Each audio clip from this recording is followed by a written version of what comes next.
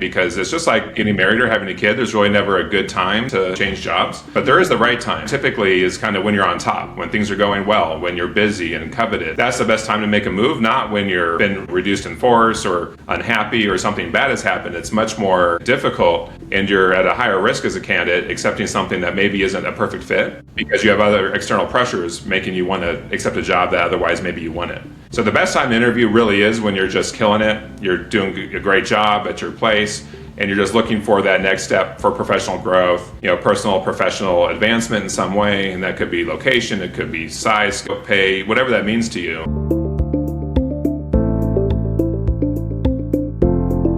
Welcome back to the podcast, Banking Voices. Today we are diving into one of the most important and often misunderstood parts of career growth and organizational success, and that's recruiting, especially when working with executive recruiters. Today, I am proud to have one of the best in the business, Mike Duggan, who is president and founder of Puhr Recruiters, one of the tops in executive healthcare recruitment. Mike works at the intersection of talent, leadership, and opportunity. And through his work with Puhr Recruiter, he's helped organizations solve critical hiring challenges while also helping candidates navigate some of their biggest career decisions of their lives. Today, we're going to talk about the realities of recruiting, what candidates should know before working with an executive recruiter, hiring trends, and lessons leaders can apply when building high-performing teams. Mike, welcome to Banking Voices. Oh, you bet, Mary. Thanks so much for having me. It's a pleasure. Well, thanks. Well, I got to go back to the beginning. How did you get into recruiting, and why did you pick healthcare? Wow. I've always found it, really fascinating how the folks who are part of your team really contribute to the success of an organization, and how if we build the right or bring the right people together, the types of things that they can accomplish. So long before a recruiter, or before I became a recruiter at the executive level as my profession, a lot of the companies I worked with were startups and corporate, and then startups, and then I got recruited by a headhunter. And I thought that was a really interesting experience. Ultimately, I stayed at that company. They placed me at for 4 years. And then I went to work for that firm that placed me. And so that's how I got into recruiting.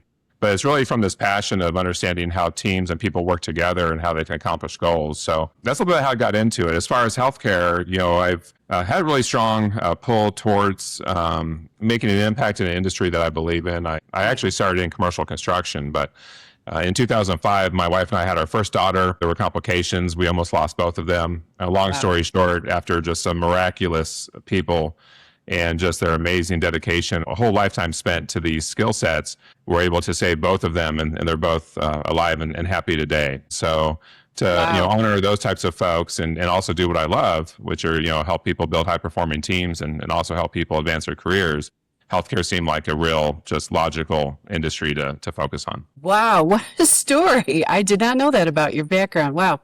Okay, so can you just tell us what actually happens behind the scenes during an executive search, both on the candidate side and on the client side? You bet. So behind the scenes, what you're really going to start with is essentially, we're going to take this meeting with the board, the senior leadership team, whoever is part of the search committee, right? The people that are going to be interacting with this person the most. And after you do the intake, it's really about, okay, how do we develop this story? Right? We like to do our recruiting through storytelling, with the belief that people who are attracted by that story and feel pulled by it will be in alignment with your organization's mission, vision, values, and goals primarily. And it's a really good place to start, and it's a great way to attract someone versus just a job description of what they're already doing, right? That's not very attractive.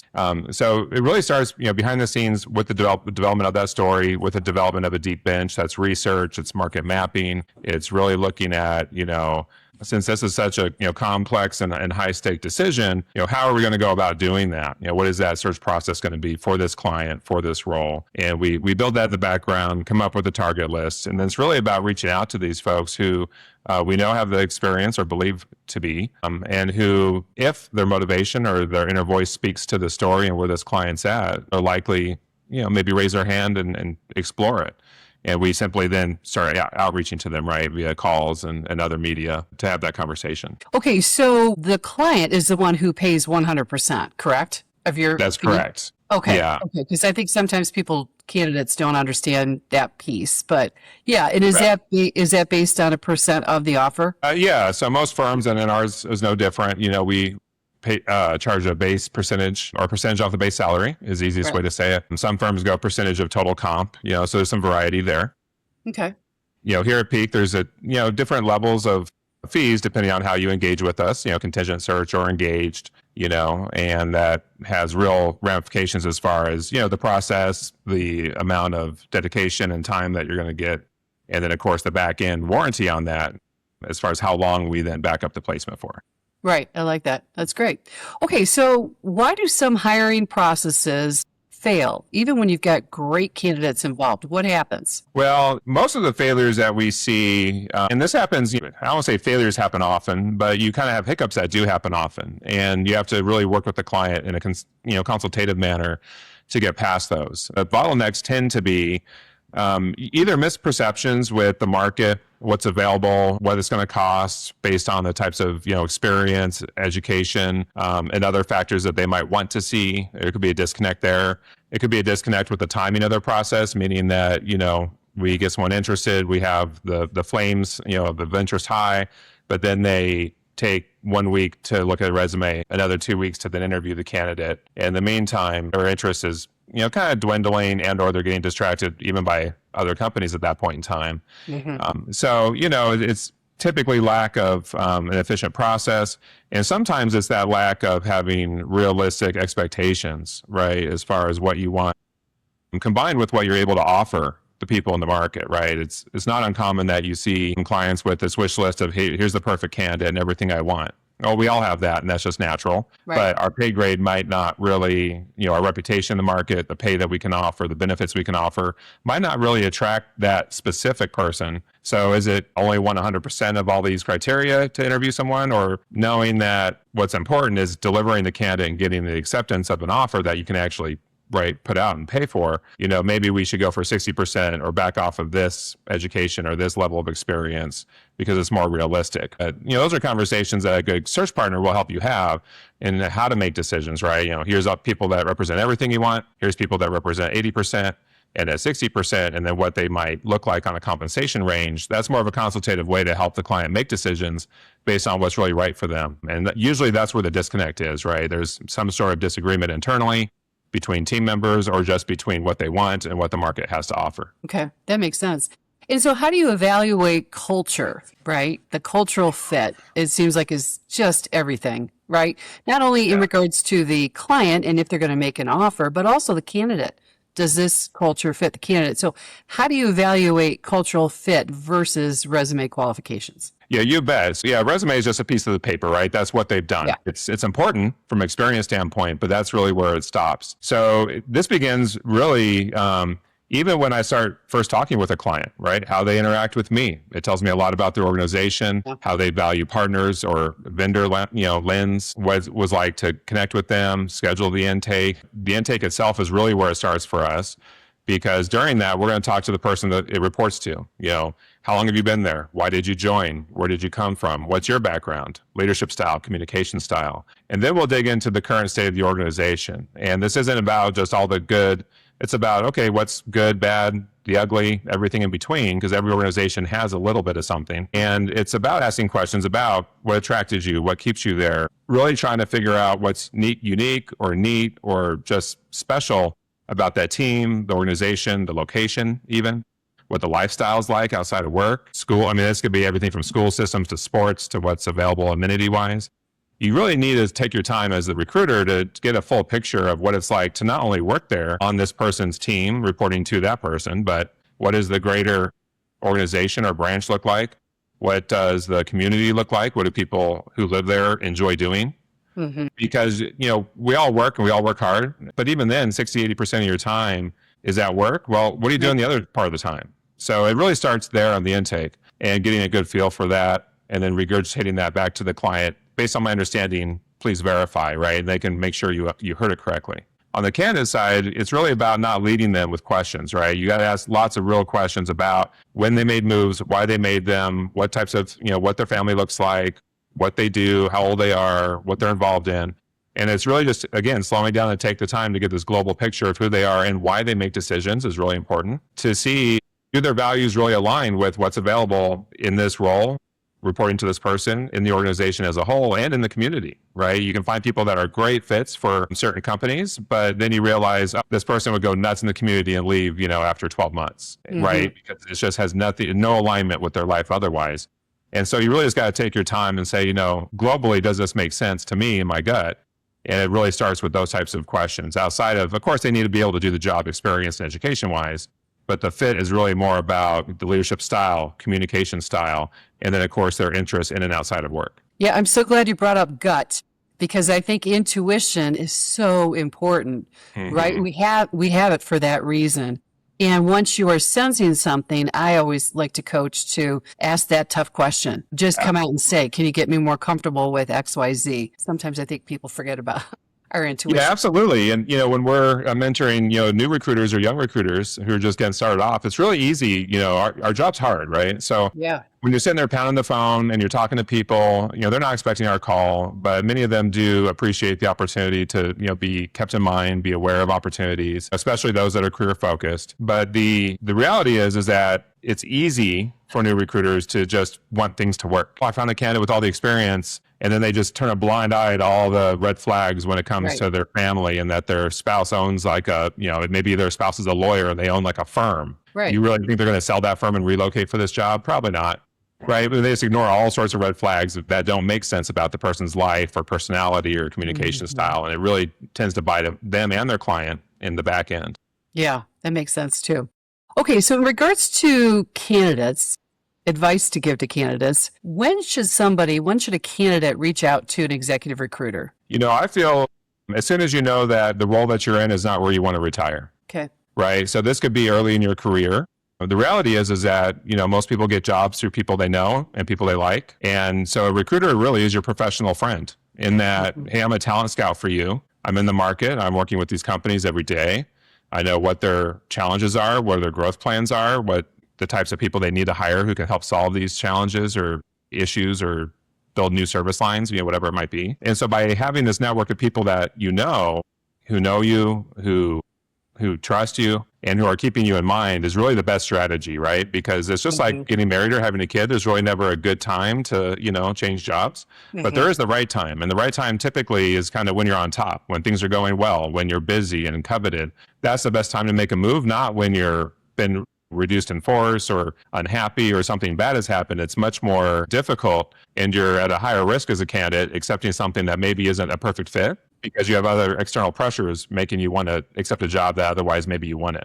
So the best time to interview really is when you're just killing it. You're doing a great job at your place, and you're just looking for that next step for professional growth, personal, professional advancement in some way. And that could be location, it could be size, scope, pay, whatever that means to you.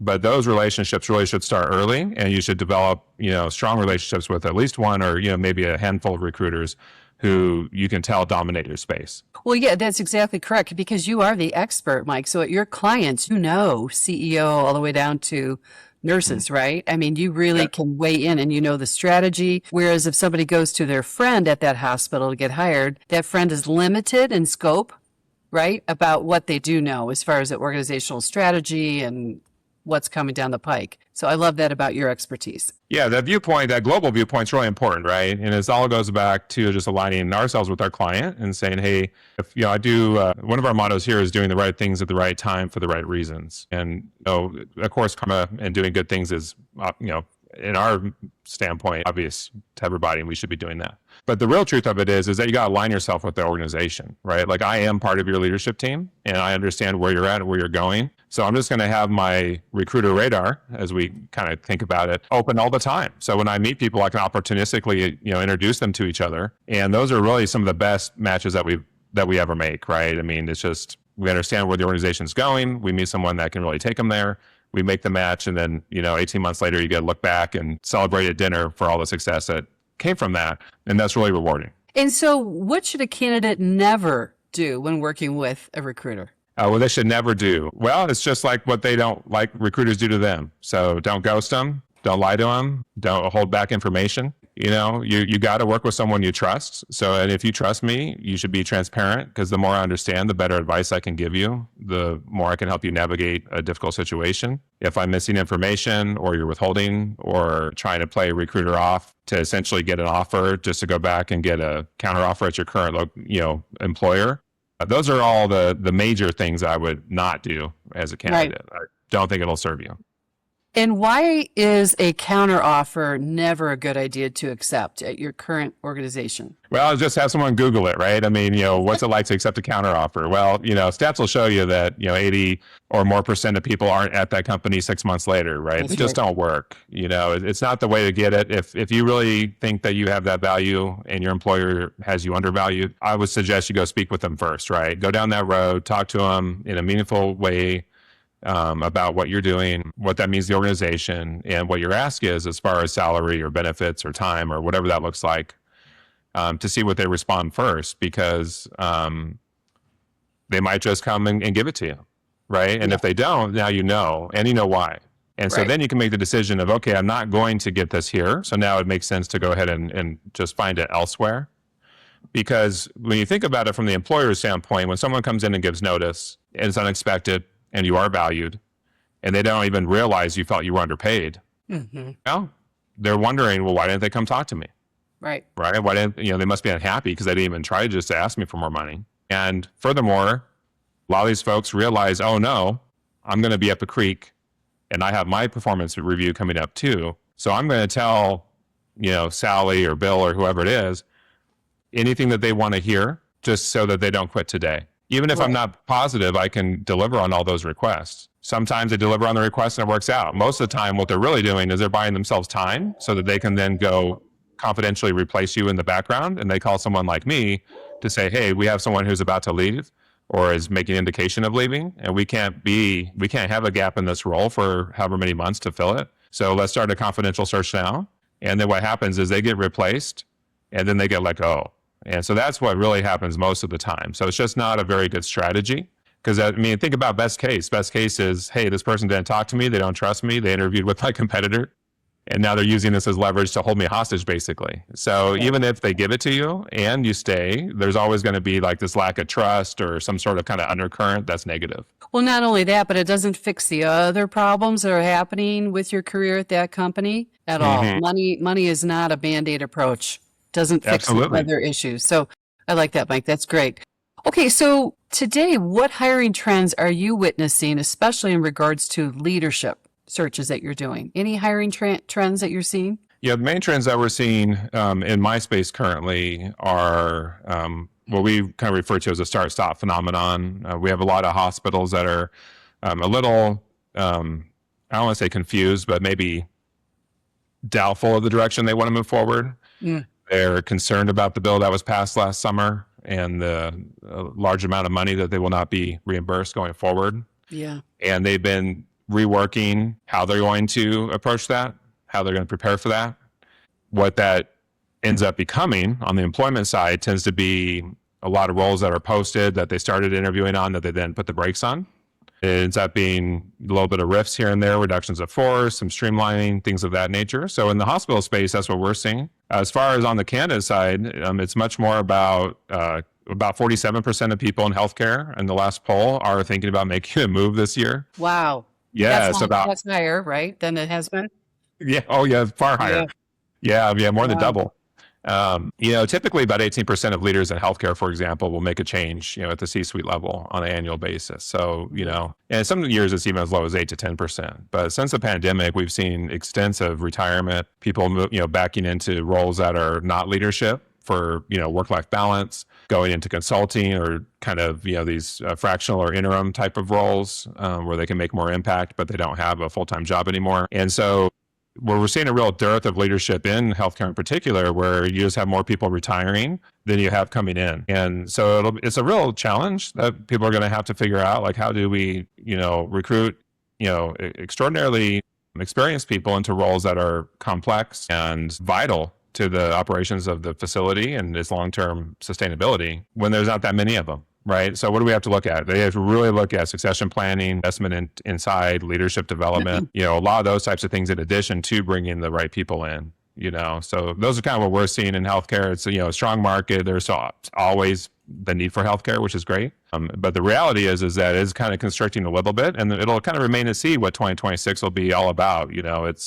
It's on one hand, it's going, gangbusters. And on the other hand, there's a lot of anxiety in the market and a little bit of holding your breath, if you will, meaning that they're just really slow to make decisions on the hospital side in particular with, is this right? And is this the right person? And is this really what we want to pay them? So there's a lot of hesitation currently. Well, it sounds really complex, right? Just going into it, there's such a severe shortage of it. And then you've got retirees coming up and budget cuts, and and acquisitions, I would think, right, is impacting this as well. Yeah, a lot of acquisition activity. Private equity started coming into healthcare a number of years ago, and that has not been helpful in terms of at least quality, patient safety, and those types of services. So that's some disruption as well. And then is anything being addressed at the university level? Are they, for example, expanding nursing programs or med school programs? It seems like it's still very hard to get into and very few slots from what I'm hearing. It is still difficult. There is some expansion for sure. There's quite a few schools. Okay. I think it's more of a, do they want to, right? And so healthcare is funny, in the tracks that we place, people often start, let's say, as a nurse, right? So they get a bachelor's in nursing. They'll start as a staff level nurse in some unit, whatever that might be. And then they'll start working their way up to become, supervisor, manager, director, VP, chief nurse, et cetera. And so as they work up that career path, they're expected to get a master's of nursing. Not everybody wants to go through that much school or have that much money to do that. Yeah. A lot of nurses or a lot of people that are younger are talking about, well, I don't like that as a new nurse, I might have these shifts where I'm working at night on the weekends, right? They tend to take the shifts that the more experienced nurses, they've already earned the right, if you will, to have the day shift and the, whatever their preferred shift is. And so the current generation is not just as hungry to do as much, right? They don't want to work at night or on the weekends all the time. But those who are motivated to do that, there's just a world of opportunity for them, right? Because there's such a need. And on the client side, what we're really seeing, as far as maybe a hint in terms of what's being productive for them, if you have a huge staff issue and they end up bringing a lot of what they call travelers in, right? So these are people that are interim. They just come in as needed to help with units. And they're very expensive. So the cost is a burden for hospitals. Those facilities, if they haven't already, should really focus on how are we going to build a relationship with the university, like you're speaking about, with the nursing program, where their students are learning here, precepting here, right? Where we're going into even down into the high school level to start talking to these kids about, hey, if you go to nursing school, this is what it looks like if you join our health system. Right. Because they really need to get the very front end of that funnel and start building more interest. Because if no one's talking to these kids, they're not going to look at it. And if they're not in school, they're not going to end up with you. So it's all about capturing the audience. And once you get them in school and you have programs and a relationship with the nursing, just like they do on the residency side with physicians, right? It's a kind of a magnet to your hospital. It allows you to kind of even try before you buy, right? You get a chance to see what the employees like before you try to convert them. And they're very successful in doing that. Most of the hospitals that are good at really partnering with these, they can flush out most of their travelers in short order, and perhaps almost all of them, to a reasonable extent, long term. And so it's a great strategy for them to really start to build their pipeline and at least address the staff shortages. Mm-hmm. I like that, Mike. Okay, so some questions on leaders and leadership. So we see all different kinds of styles of leadership, right? When you take a look overall, what are the great ones? What do the great leaders do differently than ones that aren't as great? You bet. So, the buzzword, especially in healthcare, is this, idea of servant leadership. And I think in most industries, people talk a lot about servant leadership and this idea that my job as your boss, if you will, is to support you, right? It's to make sure you have what you need, education, knowledge, resources, whatever that is, to be successful at doing your job. So a lot of people talk about that, and I think it starts there. In actually interviewing, it's really about understanding, well, what does that look like in day-to-day practice, right?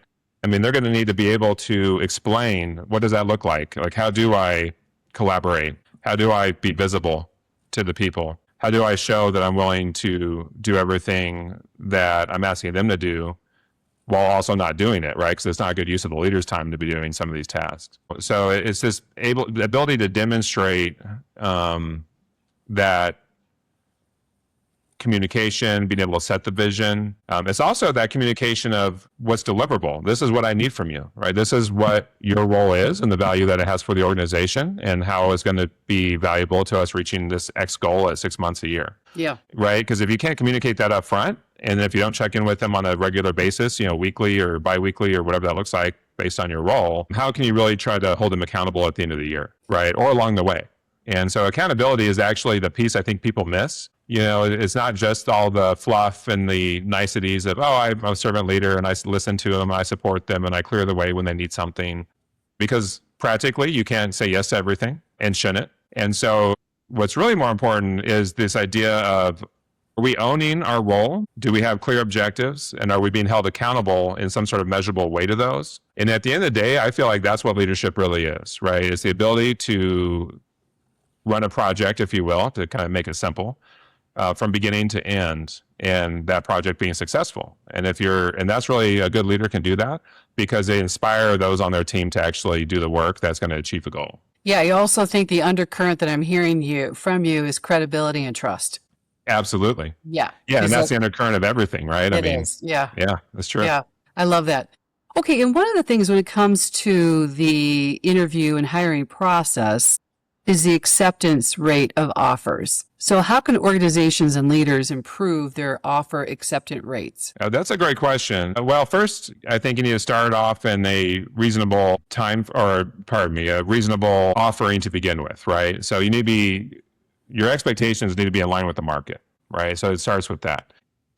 So maybe doing a market study would be a good way to start, right? Doing a market study from a firm, doing some research, talking with a recruitment firm like ours, right? Hey, what are you seeing? What are these types of people making? What kind of benefits do they expect? If I want to be competitive, how would I attract these people? Well, there's a lot of ways to get that information, but it starts to make, a good place to start off is to make sure you're competitive to begin with. Secondly, when you're working with a firm in particular, it's much easier to get deliverability because they're slowing down and people will tell us a lot of things that they won't tell employer directly. Correct. Right? We know what else they're looking at, where they're at in process, what they really want, their ideal role, ideal location. People don't always accept their ideal. Sometimes they take number 2, number 3. But the reality is that it's all based on information, right? We can make better decisions when we have the information. So working with a third-party recruiter can really give you access to insight about candidates and understanding where they're at. In particular, at the end of the process, a well-experienced recruiter should have a very good feel of exactly what that candidate wants and what they would say yes to,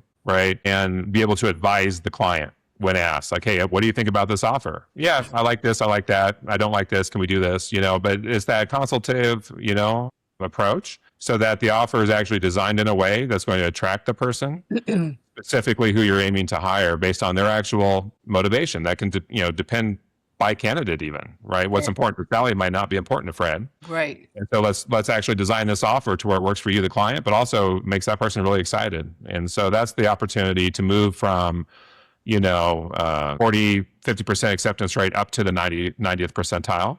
The other tip I would give people is if they're getting a lot of turn downs, doing a follow-up interview with the candidate to ask them specifically why. Great. In a non-punitive way, right? Because they might find that they have a reputation problem. They might uncover that it is just salary or other benefits, or even sometimes it's the leader, right? I mean, I've had people interview with folks and, they love the job, the organization, they love everything, but they just won't report to that person because of the style or the personality or whatever that might be. Okay, so let's go down that road because that's a tricky one. Yeah. Right. So what do you do in that situation? Is there a way to salvage the candidate for another role, another reporting manager for the candidate? And how do you communicate back to your initial hiring manager that the reason why the candidate turned them down is because of them? Yeah. It kind of depends, hard. Right? Yeah. Yeah, it is hard. It really varies based on how the client is partnering with you as a firm. So many clients or organizations might view you as a vendor. They don't want to talk to you. They just want to see resumes. They don't understand the consultative piece, the type of information you have access to. They ignore your expertise in the market, the industry, knowing what your competitors are doing. They just see it as a resume and hey. So those clients aren't likely to be ones that are going to really partner and work with you during those tough conversations or to get creative, if you will, as far as getting down at the table and just having a conversation. So, but those that trust you, right? Going back to your theme of trust there, all of our clients need to trust us and that we're acting in their in their best interest. And, hey, you want to hire this person, they want to become part of your organization. I should be able to tell you that the only thing holding them back is that they don't want to report to this person without it being punitive towards them or me in me sharing that. What you do with that information, well, that's going to be case by case, right? Maybe we can find another place for them in the organization. Depending on the situation, maybe it makes sense for them to change the reporting structure of that role based on how badly they want that individual, but you can't have those conversations unless you have the trust and the openness to say, hey, Mary, this person loves you. They would like to accept the role. The only hang up is they don't want to report to this person. So is there really anything realistically we can do about that? Sometimes that answer is yes, and sometimes the answer is no. It's just, this is how it is, and they're just not the right person then. And that's okay. And then we just move on with more candidates. Yeah, I mean, I like to use the dating analogy. It's truly just like dating. Sometimes there's chemistry, sometimes there's not. That doesn't mean that either one is a bad person or not a good hire or a manager, but sometimes it just doesn't fit. And we don't want to force that, right? So yeah, absolutely. And sometimes people are even too similar, right? Like they're, Yes. I know other recruiters that own firms like me who I love and appreciate dearly, but who I would never partner with or work for just because we're so similar. I think we drive each other nuts. Probably. Okay, one last question before we get into the rapid fire. Okay. What do you think is the one hiring mistake that costs companies the most money? Well, gosh, that's a great question. The one mistake that costs them the most. I would actually say trying to be cheap on the front end. Yeah. It's all about what you're focused on, right? Why are we doing this? Well, we're adding this role, we're replacing this person, whatever the reason for the role existing is. Roles are going to typically add value to the organization, return on investment, produce money, make a process more efficient, streamline, increase quality, right? There's all these different reasons a role even exists. So I think you really got to start there and say, hey, what are we expecting to get from this role? Why is it benefiting us? And how does that translate to money? Because at the end of the day, the CFO or whoever is going to be more pragmatic and look at this and go, how does this actually help us in our mission vision and, our shareholders if they're public or, whatever their concerns might be. And so you're going to have to be ready to advocate for that. And what that means is, are we going to get the cheapest person we can find, or are we going to get the right person who's going to actually deliver? Right. And that's the mistake I see people make. They give you the list of everything they need and they have really good reasons why. You go do the search, you bring them, hey, these 3 people have everything you want, but they're above your salary range. So you tell them up front, and maybe they don't interview them. Maybe they do. You bring them people who have some of what they want and are maybe at the midpoint, and people who have, maybe great character, great, communication skills, but they don't have the depth of experience or maybe education. They haven't demonstrated success already, but they think they could be great. And they're at the lowest end of the salary, so they hire them. The problem is they haven't actually demonstrated that already. And even if they're capable of doing it, they're still going to have a ramp up time. Mm-hmm. Whereas if you just pay the extra $30,000 now for the person that has been there, done it, demonstrated it, can come in on day one and hit the ground running, well, that's going to pay off in spades, right? It's $30,000 now over the course of a year, which is probably like $12 an hour or something silly, right? But I see people make decisions like that all the time. They're trying to save $5 an hour when it's going to cost them $250,000 a month on the back end to get it wrong. So I agree. I think sometimes companies forget that the market dictates what's acceptable in that pay range. It's not us. It's not even a candidate necessarily, but it's like trying to sell your house. The market is going to dictate what you're going to get for your house. You might think your house is worth millions, but the market's going to tell you if that's true. So I think salaries are the same. That's a great analogy, right? And, going back to your hiring process in general, I think companies need to remember this is a two-way street, right? There's less talent than there are roles, especially demonstratively experienced talent. You can't be punitive in your interview process. They can't feel like they're being interrogated. Right? Which so many people really, this is what recruitment is. We're going to interrogate and find all the reasons why this doesn't work, find out what you're not telling us. But candidates can feel that, as far as the way you have your process, the way you ask questions, the way you communicate with them. And when you ignore the fact that it's a two-way street, at the end, when you're trying to negotiate with them, they're more likely to dig on their heels anyway, if they're interested in joining at all.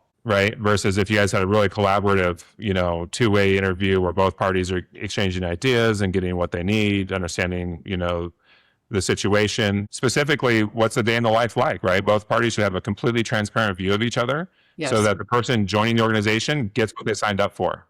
Yeah. I mean, most people that leave within the first year is because there's a disconnect between what you portrayed as the opportunity and what they found when they got there. And that's Right. usually from the employer side is the issue. Wow. Yeah, I agree. I think a Q&A can come across as a shredding of the candidate, fault finding, versus, I'm going to go back to my dating analogy. It really is dating. We need to court them, right? Yeah. The first interview is the blind date, get to know each other, all the way to the offer. I call that they're getting down on one knee and giving you the Tiffany ring.